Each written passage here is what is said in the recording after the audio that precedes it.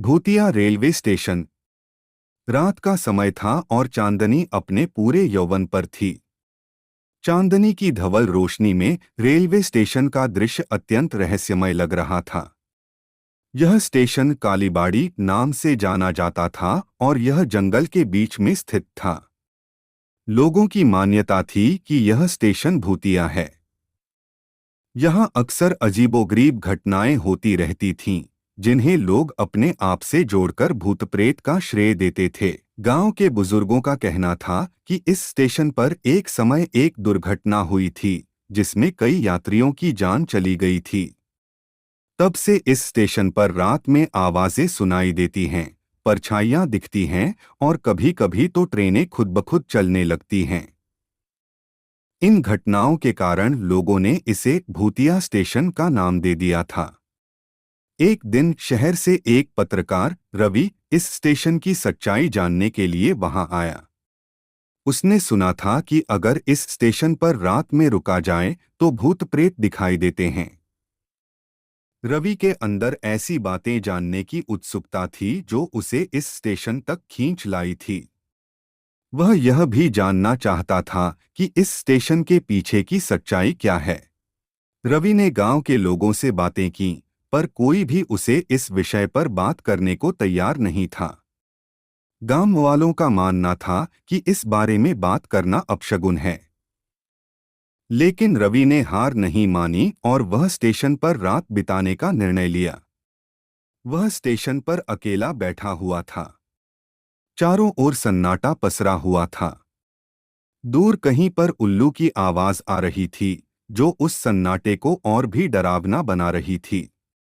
रात का समय गहराता जा रहा था और रवि का धैर्य समाप्त हो रहा था। तभी उसने देखा कि स्टेशन के पास एक ट्रेन आकर रुक गई। उसे बड़ा अजीब लगा, क्योंकि वह जानता था कि इस समय कोई ट्रेन नहीं आती। रवि ने ट्रेन के पास जाकर देखा तो उसमें कोई भी यात्री नहीं था। ट्रेन पूरी तरह से खाली थी, केवल एक बूढ़ा व्यक्ति उसमें बैठा हुआ था। रवि ने हिम्मत करके उससे पूछा, यह ट्रेन किस समय की है और यहाँ क्यों रुकी है?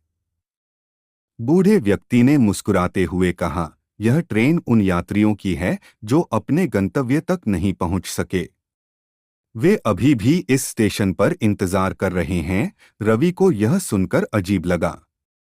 उसने बूढ़े व्यक्ति से और जानकारी मांगी तो उसने बताया कि यह ट्रेन उन यात्रियों की आत्माओं की है जो दुर्घटना में मारे गए थे। रवि के होश उड़ गए। वह यह सब सुनकर डर गया था, परंतु उसने हिम्मत करके बूढ़े व्यक्ति से पूछा, आप कौन हैं?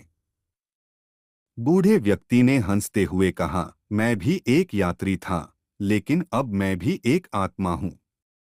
मैं यहाँ आने वाले लोगों को सचेत करता हूँ कि इस स्टेशन पर न रुकें। रवि को यह सुनकर अजीब लगा, लेकिन उसने अपने आप को संभाला और बूढ़े व्यक्ति से और सवाल किए। उसने पूछा कि क्या इस स्टेशन पर कोई और आत्मा भी है? बूढ़े व्यक्ति ने गंभीर होकर कहा, यहाँ बहुत सी आत्माएं हैं जो इस दुनिया को छोड़ नहीं पाई हैं।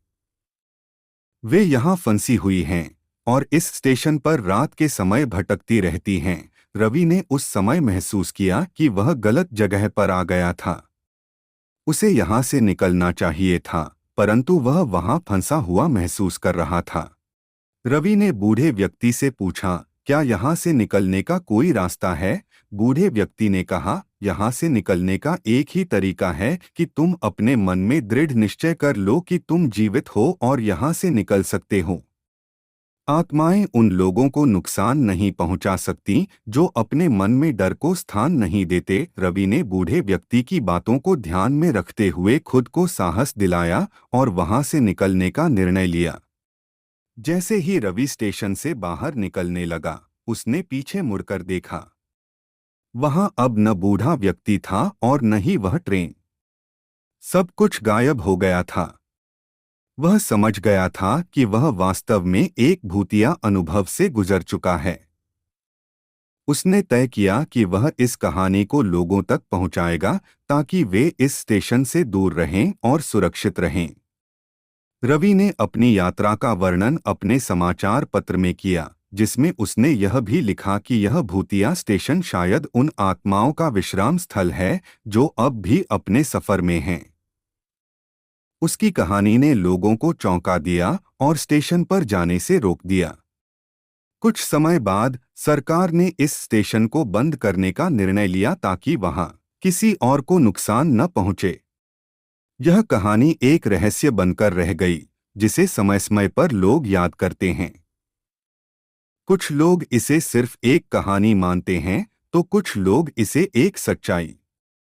लेकिन सच तो यह है कि कालीबाड़ी रेलवे स्टेशन अब भी अपने रहस्यों को संजोए हुए है, जो शायद कभी खुल नहीं पाएंगे।